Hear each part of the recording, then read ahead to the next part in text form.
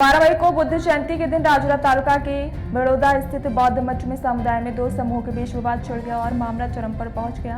हालांकि राजूला पुलिस ने तत्काल कार्रवाई कर बड़ी क्षति को टाल दिया। इस मामले में बुद्ध वंदना करने वाली लड़कियों की पिटाई कर उन्हें घायल करने तथा दोषी तथा भगवान गौतम बुद्ध व महापुरुष डॉक्टर बाबा साहब अम्बेडकर की छवि को धूमिल करने वालों के खिलाफ सख्त कानूनी कार्यवाही की जानी चाहिए। साथ ही समाज में अशांति पैदा करने वाले गौतम रत्ने, गंगाराम रत्ने, अंशु लोखंडे, मधुकर गोरेले सहित अन्य साथियों पर प्रतिबंधात्मक कार्यवाही की जाए तथा बौद्ध मठ और पुस्तकालय को सभी की सुविधा के लिए दिन भर खोला जाए। ऐसी मांग बड़ौदा की प्रज्ञाशील करुणा मंडल के तत्कालीन पदाधिकारियों तथा गाँव के करीब 50 महिला पुरुषों ने पत्रकार परिषद में की। बुद्ध जयंती के दिन बेड़ो स्थित बुद्ध विहार क्षेत्र में ध्वजारोहण कार्यक्रम का आयोजन किया गया। इस कार्यक्रम में सभी बौद्ध भाइयों को एक साथ आकर बुद्ध जयंती मनानी चाहिए और समाज में सद्भावना बनाए रखनी चाहिए। मी सपना संजय उदरके भेदोडा इथे राहते। सर 4थ्या महिन्यात मे मध्ये 7 तारखेपासून 3 बैठका लागल्यात। कशासाठी?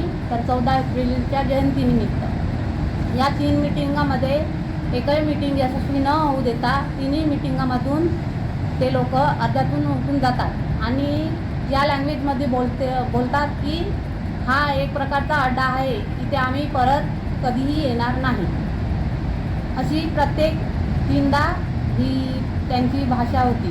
प्रत्येक वेळेस 3 सभामध्ये 3दा हीच भाषा होती की या ठिकाणी हा काही आपला समाजाचं विहार आहे नाही आणि इथे आम्ही परत कधी येणार नाही। ही भाषा गौतम रत्ने, सिद्धार्थ लोखंडे, सुजाता लोखंडे, वर्षा रत्ने आणि अंकिता लोखंडे या लोकांनी प्रत्येक 3दा वापरली आहे। घटनेच्या दिवशी काय झालं तेवढं? घटनेच्या दिवशी सर प्रत्येक वेळेस तेच ना, त्यांचं आलं की गोंधळ करायचं, म्हणजे शांततेचं प्रतीकच नव्हतं। एकोपा करायचं म्हटल्यावर शांतता हवी असते, तर शांतता ही नव्हती। प्रिया गणेश दुर्गे, मी भेदोडा इथे राहते। 12 मे 2025 रोज सोमवारला आम्ही बुद्ध विहार इथे बुद्ध पौर्णिमेसाठी जमलो होतो। ताले वगैरे लावून होते। त्यानंतर गंगारामजी रत्ने आले, त्यांनी ताले वगैरे खोलले। आम्ही शांततेमध्ये आतमध्ये गेलो आणि त्यानंतर जसे आपले सचिव सांगितले, विश्वनाथजी गोवर्धन यांनी म्हटले की वंदना घेण्यासाठी आम्ही जमलो होतो।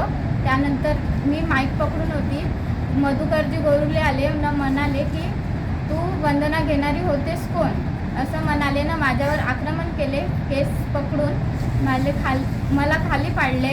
अंशु लोखंडे यांनी पण माझ्यावर आक्रमण केले। त्यानंतर गौतमजी रत्ने यांनी बी आले होते। माझी मम्मी मला सोडवायला आली होती, तेव्हा मम्मीला गौतमजी रत्ने यांनी नाही का बुक्की मारली, मला खाली पाडलं दगडावर न, मला मारहाण केली।